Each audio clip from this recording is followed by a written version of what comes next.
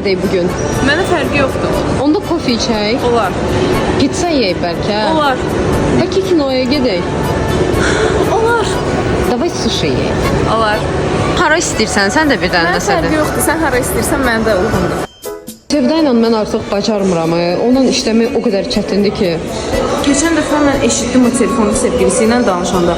Adam içində oğlanın üstünə qışqırırdı. Çox tərbiyəsiz qızdı. Salam Sevda, necəsən? Sən ona niyə salamlaşırsan axı? Bilmirsən, mən özümdən asılı deyil, konfliktdən falan qaçan adamam. Narahat olurum salamlaşmayanda.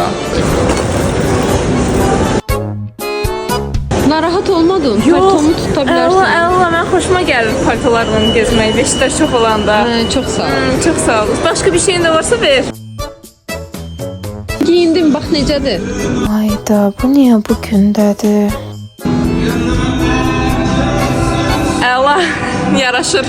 Bəs siz hansı şəxsiyyətin aid olduğunuzu bilirsiniz? Məndən psixoloji portret sifariş verin.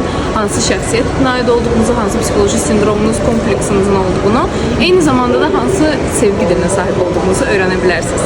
Sizi sevirəm.